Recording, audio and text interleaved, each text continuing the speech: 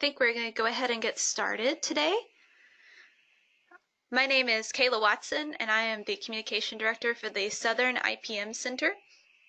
And we are so excited to start this webinar series with the Crop Protection Network. Hopefully this is going to be one of many very helpful webinars for anyone that needs them. So whether you're in academia, whether you're a grower, whether you're in extension, I hope that you will find this helpful and the coming webinars helpful as well. You can find out more information about the Crop Protection Network at cropprotectionnetwork.org. Again, that's cropprotectionnetwork.org. And as I said, we are the Southern IPM Center. So we do have grant opportunities. Some of them are all year long and sort of ongoing. Some of them are time limited.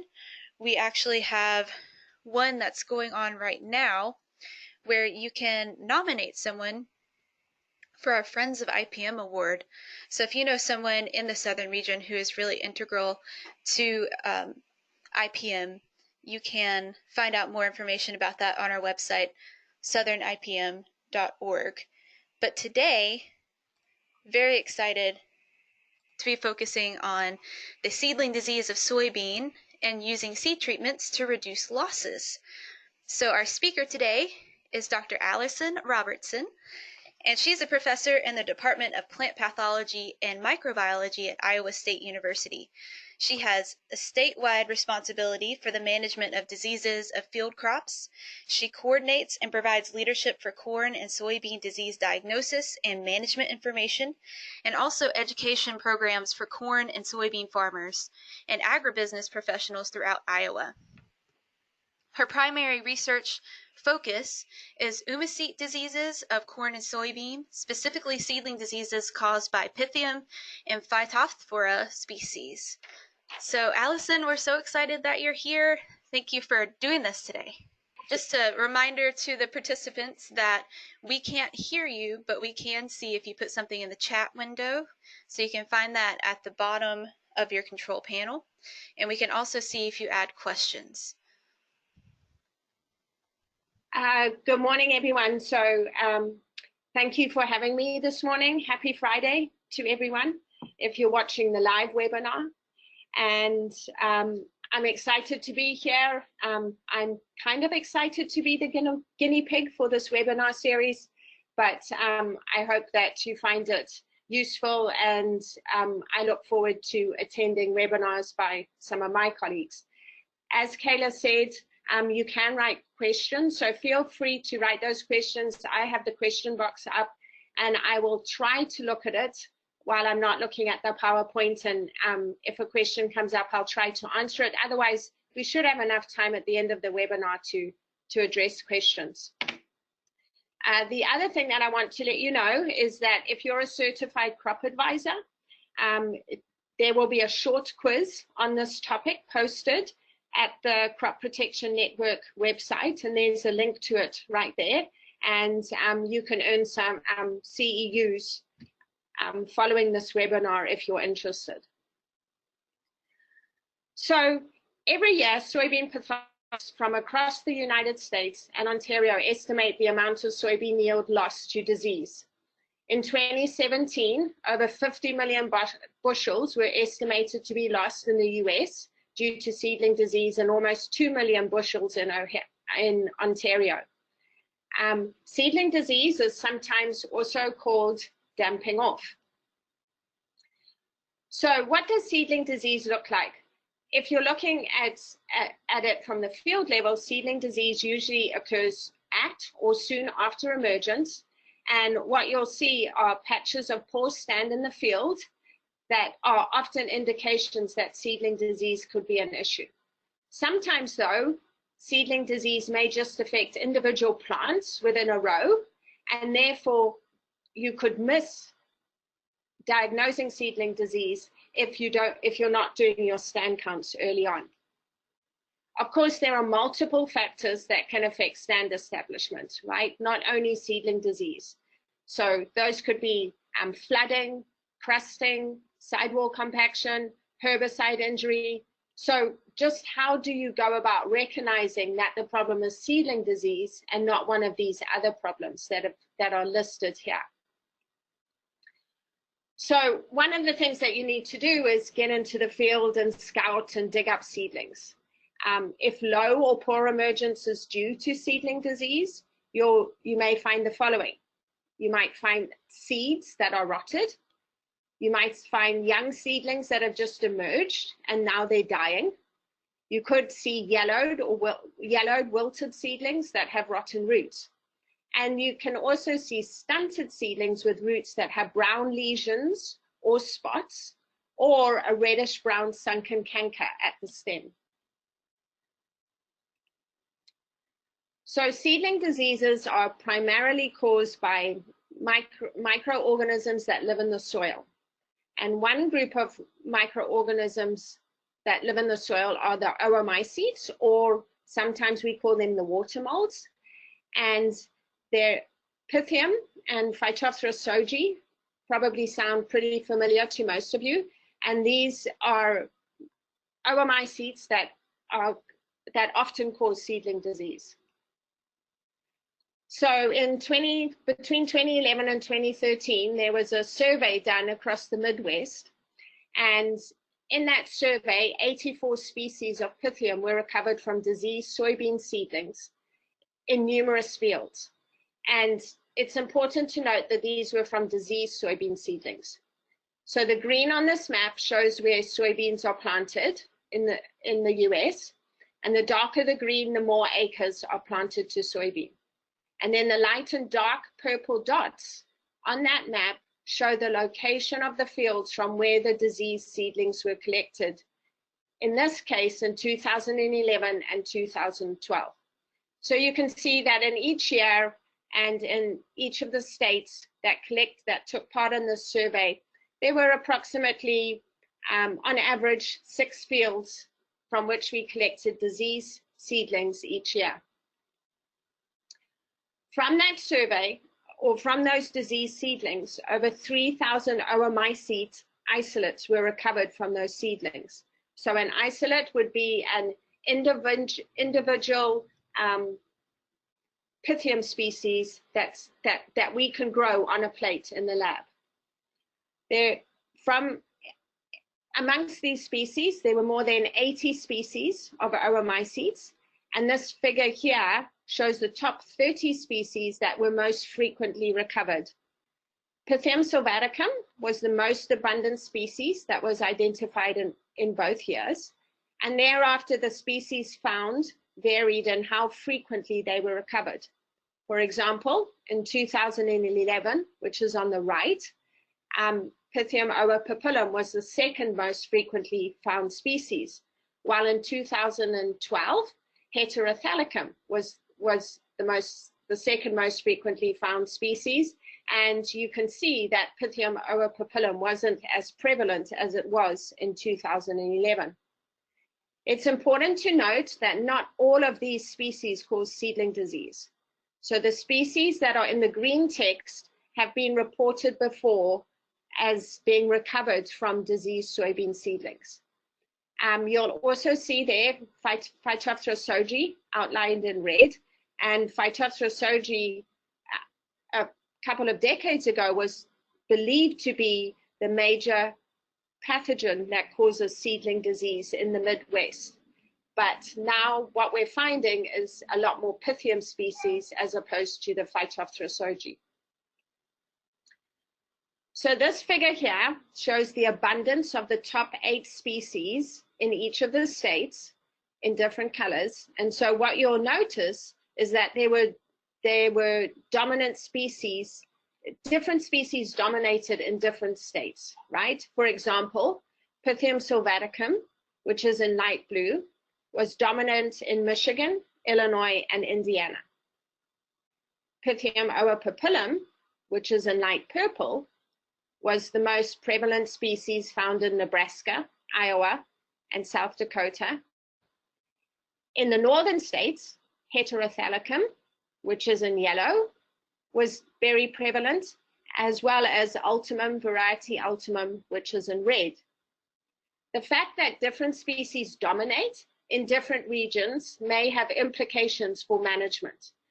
And we're at the end of this presentation, when I talk on seed treatments, I hope that that will become a little bit more evident to you.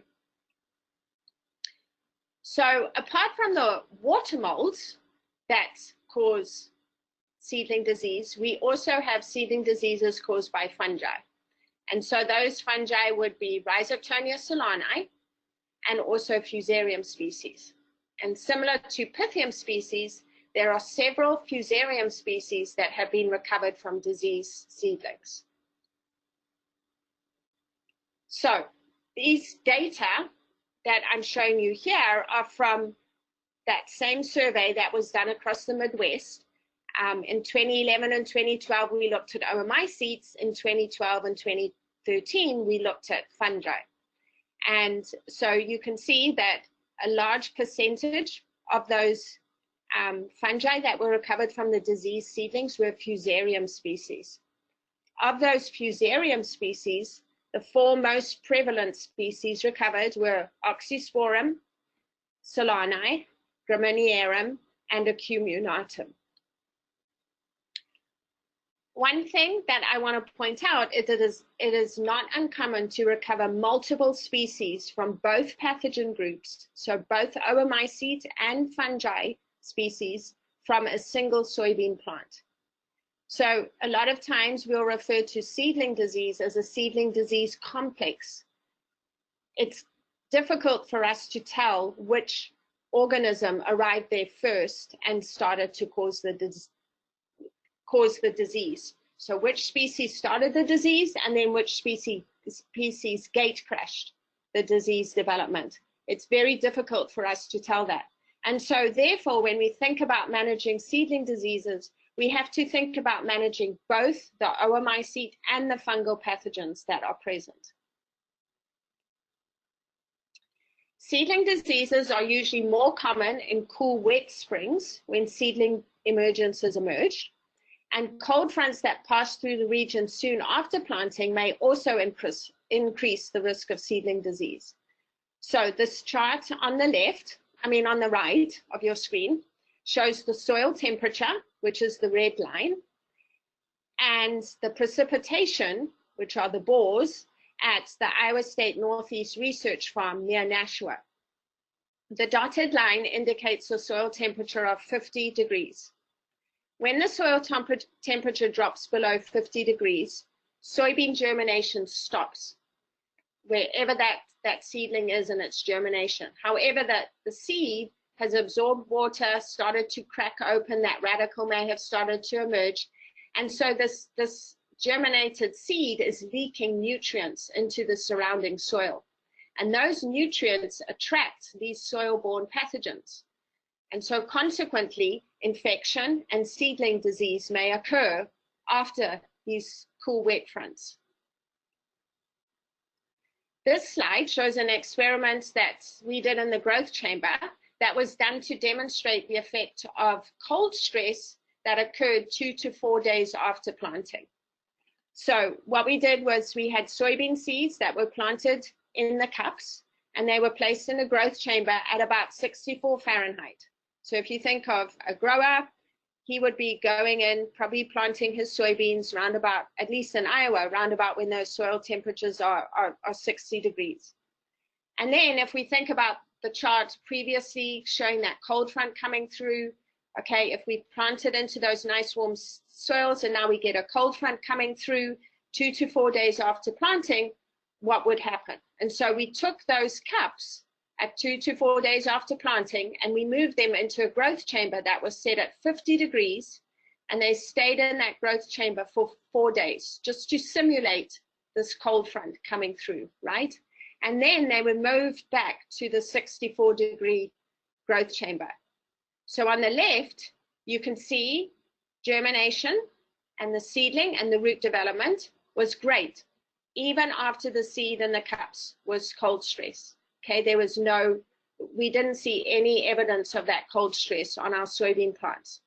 However, if we planted soybeans into cups that had been inoculated with Pythium, which you'll remember is a soil-borne pathogen that causes seedling disease, first of all, you can clearly see that emergence is drastically reduced, and then the seedlings that did emerge had severe root rot. I want to point out here that in this experiment, we used untreated seed. This figure is again from the seedling disease survey that was done, and it shows all the species that were identified from those diseased soybean seedlings along the horizontal axis. And then on the vertical axis, you have the amount of disease that those pathogens caused on soybean. So the red dots show how much disease the species caused at 72 degrees, and the blue dots show how much disease was caused at 55. And so what I hope you can see is that some species cause more disease at warmer temperatures, and some species cause more disease at cooler temperatures. So even though we tend to see seedling disease during cool, wet springs, it's still possible that during warmer and wet springs, in the case of oomycetes, that you could get seedling disease. When we think about managing seedling diseases, crop rotation is not an option. And the reason for that is because these seedling pathogens can survive in the soil for a very long time. Another thing about these pathogens is that they can infect other crops. For example, corn, they're also pathogens of wheat, alfalfa, probably cotton for you guys down in the south. So they have a very wide host range. If soybean planting occurs when the soils are cool and wet, then a seed treatment can be a good management tool. So if we look at the seed treatments, that there are several fungicides that belong to several different chemical groups. Okay, and so I have in this slide, you can see the FRAC group, which is the Fungicide Resistant Action Committee. That's the group number that are given to each of these fungicides. Okay, so you can see that we have 7 or 8 groups there. And the other thing that I want to show you here is that these groups have, some of these groups have activity against both oomycetes and fungi, and some of them only have activity against oomycetes or fungi, but not both. If you go to the Crop Protection Network.org website that Kayla mentioned at the beginning of this webinar, a list of fungicides that are used in seed treatments is available in this publication, Fungicide Efficacy for the Control of Soybean Seedling Diseases. This publication is updated annually. What happens is all of us who work on soybean seedling diseases and seed treatments will evaluate different products during the year, and then at the end of the year, we'll go back to this table and adjust the efficacy that we saw in our trials, and we'll all agree on how a product has performed across the region.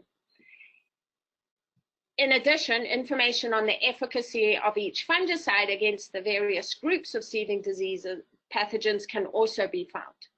So, for example, yeah, you can see azoxystrobin has some activity against most pathogens, right? So if you look at Pythium species, it has poor to good activity against Pythium species, fair to good activity against Fusarium species. If you look at ethoboxam has excellent activity against Pythium species and Phytophthora, but it's not recommended for Rhizoctonia and Fusarium since it doesn't have any activity against fungi.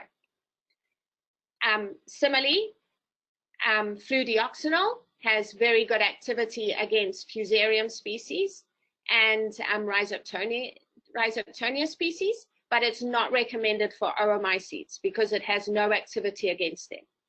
So the other thing, so that's why on seed treatments, we're going to get a combination of different products. And then the other thing that I want to point out is remember that when we talk about Pythium species, we're talking about a dozen or more species. And when we talk about fusarium species, we're talking about almost as many species there.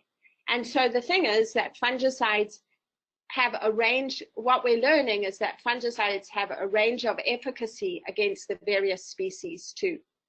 So this is an example that shows that fungicide efficacy among species differs. And in this example, we have the concentration of ibuconazole along the horizontal axis and the growth of the species along the vertical axis. So what you'll notice is that at 1 microgram per mil of fungicide, the growth of Fusarium graminearum and acuminatum is barely suppressed. Both of those fungi are still growing very well.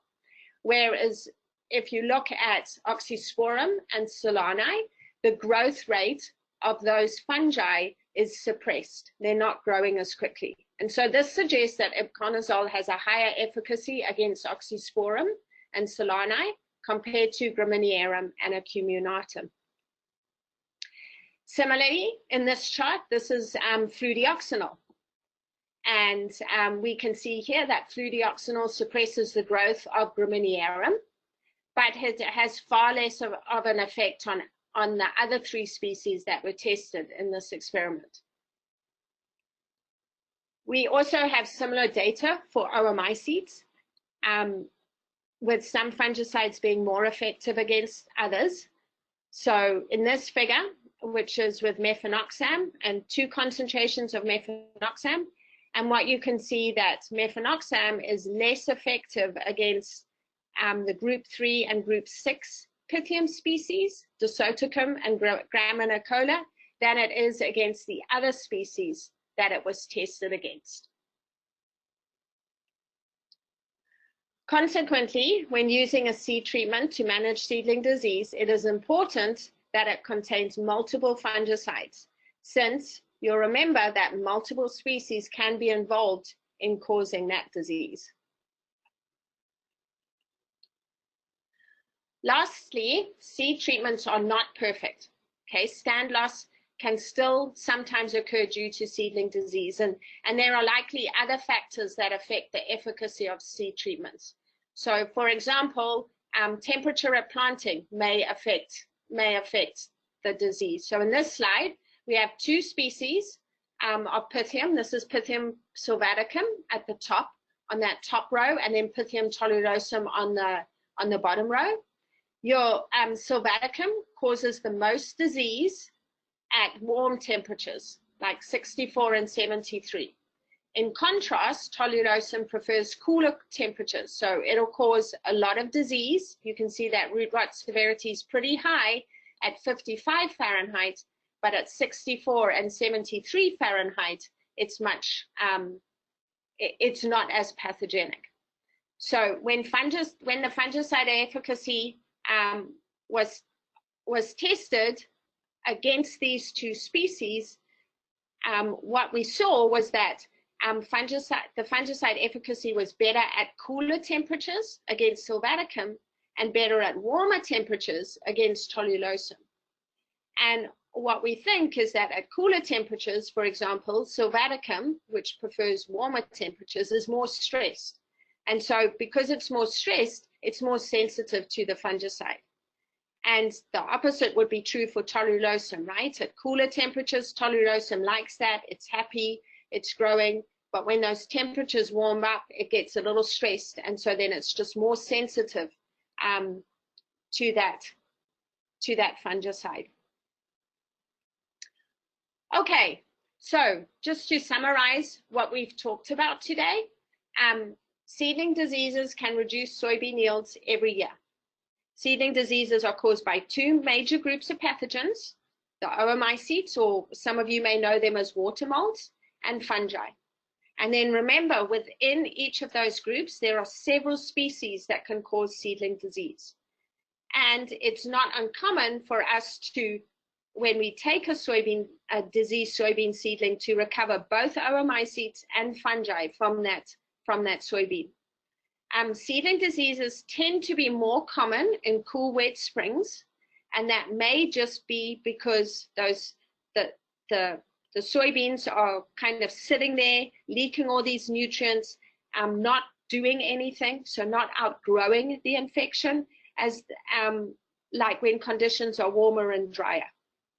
And seedling diseases are best managed using a seed treatment. And remember that seed treatment should contain multiple fungicides that are effective against the seedling disease complex, which includes both the oomycetes and the fungi. Once again, going back to the Crop Protection Network, there's a publication available there if you want to learn more about seedling diseases. So please go and check that out. I want to finish off by just with some acknowledgements. There were a lot of my colleagues across the North Central region, Arkansas and Ontario, Canada, who contributed to this research data that was shared in this presentation, so I want to acknowledge them. In addition, the research that was shared in this presentation was funded in part through the following organizations. So the Soybean Checkoff, United Soybean Board, the North Central Research Soybean Program, the Iowa Soybean Association, the Michigan Soybean Promotion Council, and then we also had funding from USDA, Project Green, Valent, and the Grain Farmers of Ontario. Lastly, just a reminder that if you want to earn CEUs, that there is a short quiz available at the Crop Protection Network. So thanks for your time. I will stay on the line to answer anything that you might want to ask. Thank you. I do see a few questions that are coming through. Great. So can you? Okay, I will try my best not to butcher these words. Okay. So why do we see the Pythium SPP prevalence changing from year to year? That's one of the first questions. That's an excellent question. So I'm going to go back. You'll remember that Pythium sylvaticum we saw every year, and then Pythium ovipapillum, we saw a lot of that species in 2011, and not much of that species in 2012. So if we look at the weather conditions in 2011 versus 2012, 2011 was a much cooler and a wetter spring, and 2012 was warmer and drier. And so there's a lot of different things going on in here, but it probably has a lot to do with soil temperature, moisture, maybe soil texture. There's some research that's been done at North Dakota, Minnesota, and then in the couple of publications that I shared on the disease survey, just looking at how environmental factors and agronomic factors might affect what Pythium species we see. So the next question here I have is, many of the commercial seed treatments are branded and don't necessarily explain what the activities included are. So how do we know what is best? I mean, really, at least the frac groups of the chemistries that are being included in that seed treatment that information should be available to you somewhere. I guess I'm kind of struggling with this because I don't really know the answer. I think that you have every right to ask your seed dealer what chemistries are included in that seed treatment. And if they can't tell you the seed treatments, the chemistries, at least they can perhaps tell you the mode of actions or the groups. Most seed treatments, however, are going to contain something that works against oomycete. So most of them will have mefenoxam or metalaxyl in them, and that'll be good against the oomycetes. And then they'll have like a strobilurin in there, which would be good against those oomycetes and the fusariums. And then they'll have a DMI in there that will be good against the fungi. So it'll just depend on exactly which product they're putting in there. I hope I answered that.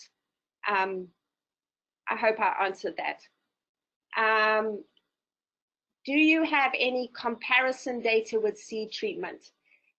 Yes, there's lots of comparison data. So I personally have comparison data, and on the Iowa State crops team webpage, so the integrated crop management newsletter, I have a couple of publications on there. Please email me if you can't find them, and I'd be happy to share them with you.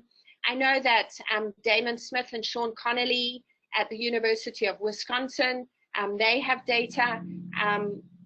I'm sure that if you contacted your extension person in your state, that a lot of them are probably going to have data. If they don't have data, they'll reach out to the community, you know, the soybean pathology community, and we can help get that data. So just feel free to send me an email.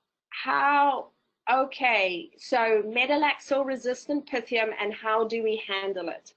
Okay, so I showed you that one slide, which is data from Ann Dorrance's lab in Ohio State University that showed that the Pythiums group 3 and 7, I think it was, 3 and 6 are resistant to metalaxyl.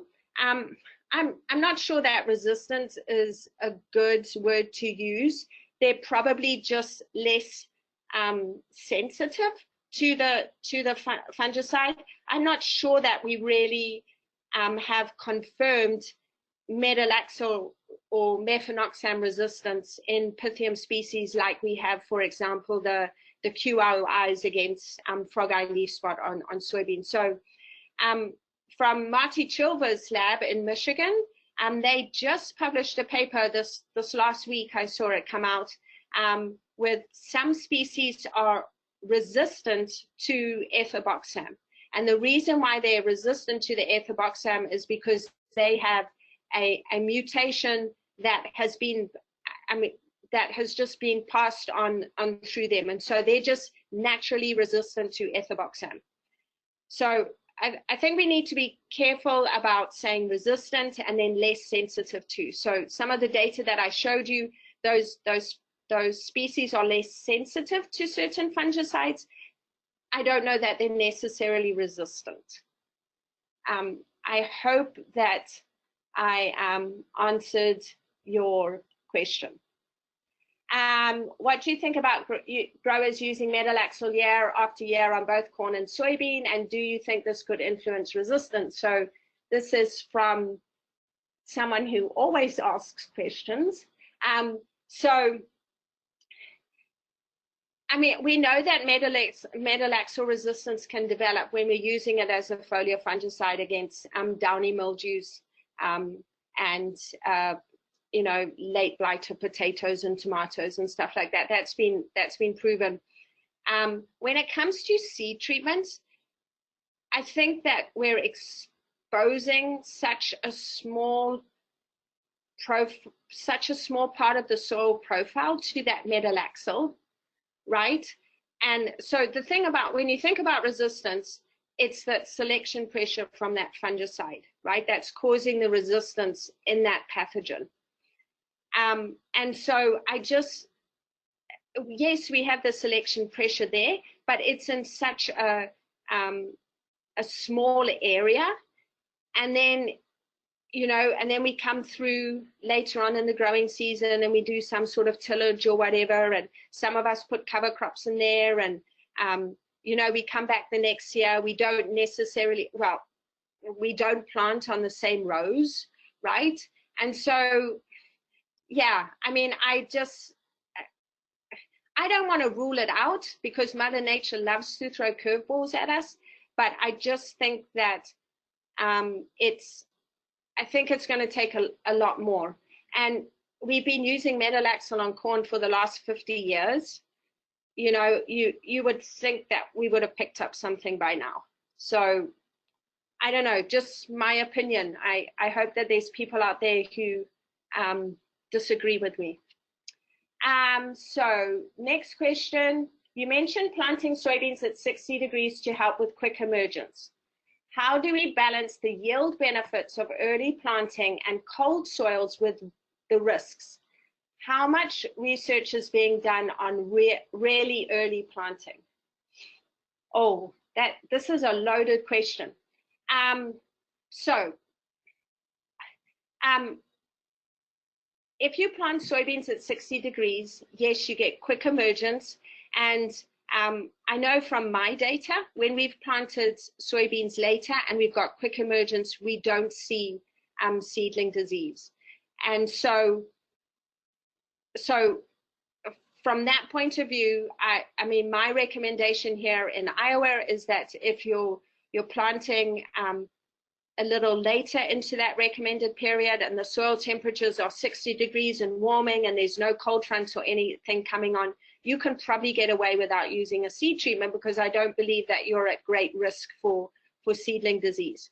However, if you want to get in there and plant early, and I mean, I can remember Marches where the soil temperatures have been 60 degrees in Iowa. And then April's come along and we've had snow and those soil temperatures have dropped down into the 40s. So if you're going to plant, that's the risk you take, right, with planting earlier, is that the soils might be warm enough to plant, but you could have some cold fronts coming through and those soil temperatures are going to drop. And so my recommendation would be, in that case, to use a seed treatment. So I didn't show that data, but if you remember the slide that I showed with the cups of the soybean seedlings that were put into 64 degrees and then moved to 50 degrees, I said that seed was untreated. So we did that exactly that same study, but we used treated seed, and we had perfect emergence and very little root rot. Just showing you that seed treatments, when conditions are going to be cold and wet and those soybeans are just going to be sitting there in the soil like a Thanksgiving meal for all those soil-borne pathogens, those seed treatments are going to protect it. So earlier planting is better yield potential, right? And so, but you run the risk of cold soils, and therefore, in that case, I would definitely use a seed treatment just to protect you if any cold, wet conditions come in. I hope that answers your question.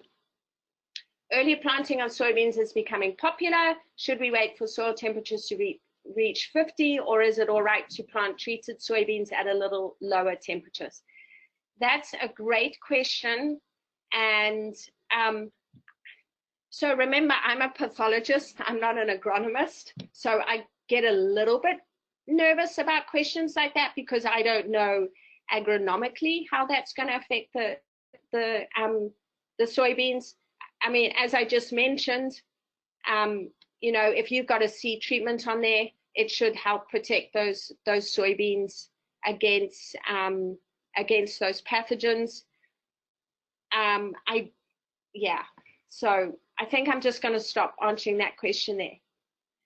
Oh, thank you. The strobilurins or the QRIs are in FRAC code 11. So I think 3 is the DMIs. Another question, since temperature affects Pythium species health, will the activity of species fluctuate with the weather during the first few weeks of the season? Absolutely, yes. Yeah, you're spot on. So what happens is that what we're seeing is that each of these species have their little niche, right? And so if you have temperatures of 50 to 55, you might see more Pythium tolulosum. Whereas if those temperatures warm up and we're now 55 to 60, then you're going to start seeing, I don't know, Luterium. And then 60 to 65, you might start seeing Sylvaticum. So, and we've actually done some work on corn seedling diseases in that area, looking at different planting dates. And we find that at those different planting dates, which would mean different soil temperatures, we recover different species depending on the temperature at planting. In general, earlier planting dates mean cooler soil. This is another question, but we don't necessarily see more seedling disease in those fields. How can soybean seeds survive in the soil for 3 weeks or more before emergence in cold soil? Thankful but curious. In general, earlier planting dates, yes. And, you know, I mean, we had, in 1 year where we were doing seed treatment trials, we actually planted I believe we planted at the Northeast Research Farm in Nashua on the 10th of April, which is very early for soybeans here in Iowa, and we didn't get any seedling disease. And so, yeah, I mean, the thing about diseases, right, is the triangle. So you need to have the pathogens present, you need to have the right environmental conditions, and you need to have a susceptible variety. And so in some of our other work that we're doing, we do know that varieties vary in their susceptibility to these different Pythium species. So, you know, in that case, at this experiment that I had, maybe we just had a more resistant variety. The other thing is that maybe that field, or in the case where we did our experiment, we didn't have a lot of inoculum in that field. Yes, these soil-borne pathogens are present everywhere, but there's probably different amounts of populations in each of those soils, so that could be affecting it. As regarding the soybeans surviving in the soil for 3 weeks or more before emergence, when I first got to Iowa State, I did a little microplot experiment to demonstrate how effective seed treatments were on soybean. And I think we planted that the beginning of April, and we planted it before a snowstorm. And so I remember having undergraduates out there, and we were madly planting these microplots, it was just a demonstration. So we had a plot with no seed treatment, and then we had 3 other plots which had seed treatment and were inoculated with different pathogens. And it took over 3 weeks for those soybeans to emerge. And when they did emerge,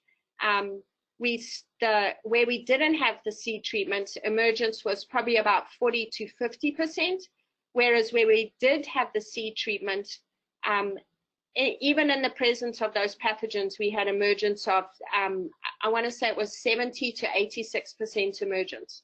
But those soybeans took 3 weeks to come up. So that's basically my only experience there. I wondered if this would come up. Another question, a report from a consortium of land-grant universities was released this fall or late summer, suggesting that economic return to seed treatments, e.g. apron cruiser, was not sufficient to justify their widespread use on a prophylactic basis. How do you reconcile your findings with that report? So I think I mentioned earlier that when it comes to seed treatments, I don't think that we should be treating every soybean seed that goes out there. I really don't. I don't think it's necessary, because when we have warm conditions, those seeds will pop up very quickly, and we tend, under those conditions, we tend not to see seedling diseases. And so, really, I think that we should only be treating seed that is on early planted soybeans, where we might run into these conditions, you know, of cold, wet conditions coming in. And so, I mean, what I advise growers is, when you buy your seed, don't buy all of it treated, but I mean, depending on how risk averse you are, maybe you want to buy 50% treated and 50% untreated. And then as you're out there planning your planting, to look at, you know, the weather report for the next few days. If it looks like there might be a cold front coming through, then you would want to plant your treated seed. If it looks like it's going to be warm and dry for the next week, then there's no reason to plant treated seed, and you can go ahead and just put in, you know, and just plant the untreated seed. So that would be one of the places where that I reconcile. The other thing where I think that you could mess around a little bit with the economics is by balancing seeding rate. So I've actually done some work with an agronomist here at Iowa State, Ceturus arcantulus, and we have a prediction model that we developed. And basically what you can do is you can fiddle around with your seeding population versus using a seed treatment or not. And then based on the weather conditions, you can get an idea of what % emergence you could do. And so maybe, maybe you could, instead of planting 150,000 seed per acre, right, of naked seed per acre, you could plant 100,000 seed, 100,000 treated seed per acre, and so balance the economics like that. But those are just some ideas that I have and that I've thought about. And yes, I'm aware of that report. Thanks for bringing it up. Yes, so someone here has made a comment, Acceleron, PPST, Escalate, etc. Yes, those are the seed treatments that I was referring to from the major seed companies, right? Corteva, Bayer, etc. Where they kind of, it's my understanding that they fiddle around with those seed treatments a little bit every year. So, and when I say fiddle around, you know, they might include, you know, 1 or 2 different active ingredients from 1 year to the next. They might change that. They might change the rates that they're using on that, just depending on how that seed treatment did in the previous year. Okay, still more questions. This is great. So another question. We commonly experience significant seedling blight in corn when we follow planting with warm and extended period of cool, wet soils. The temperatures would seem to reflect more Pythium, but I also see Fusarium crown rot manifest later in the season. Can you help explain? Yes, we see very similar things here. I'm not sure if you're from Southeast Iowa, but that sounds like a typical Southeast Iowa problem, where we plant corn and it's nice and warm, and then we get this cool period that comes through and it's wet. And from those corn seedlings, from the work that I've done, we get predominantly Pythium out of them, but we do also get Fusarium species. And so remember that those Fusarium species, the same species that are infecting soybean, will also infect corn. And that, yes, that can lead to crown rot.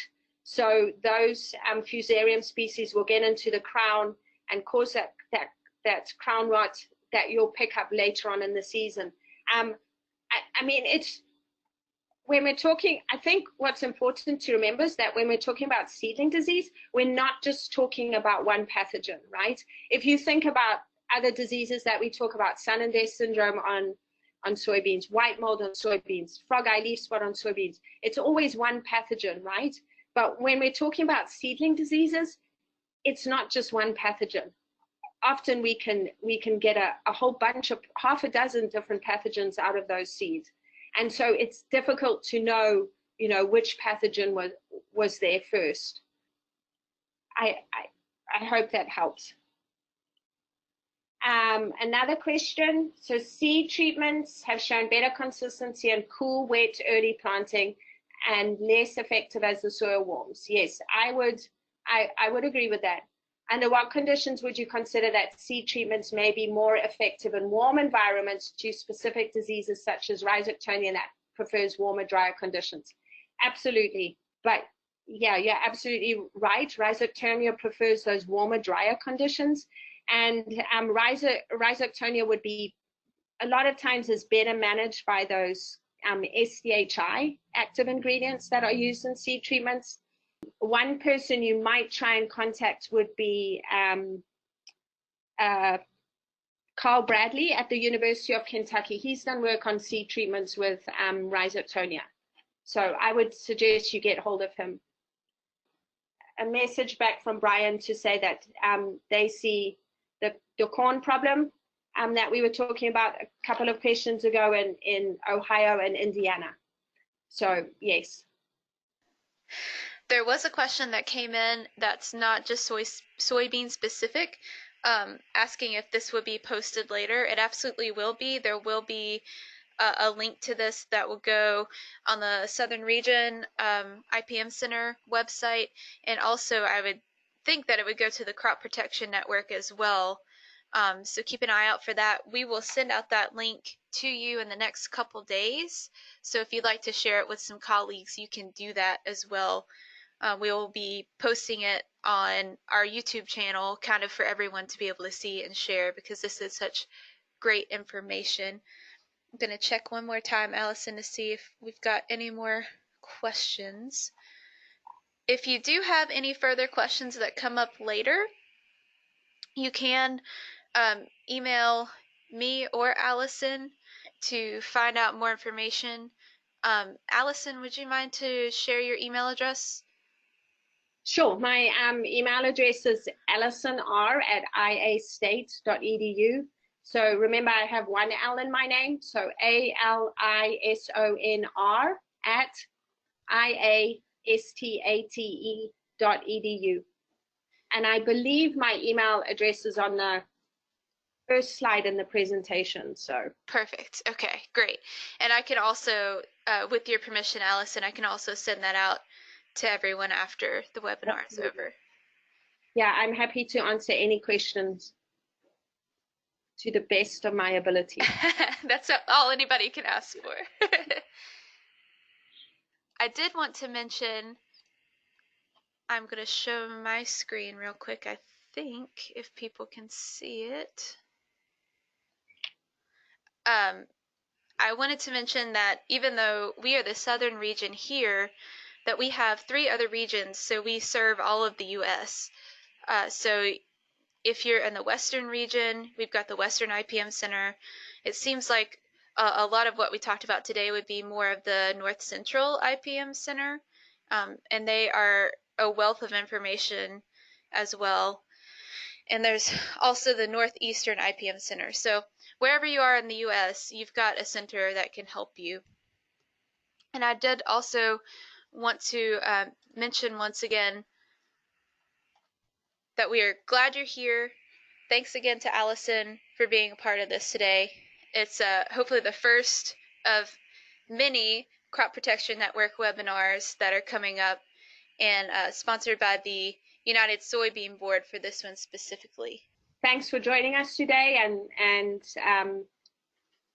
thank you for having me.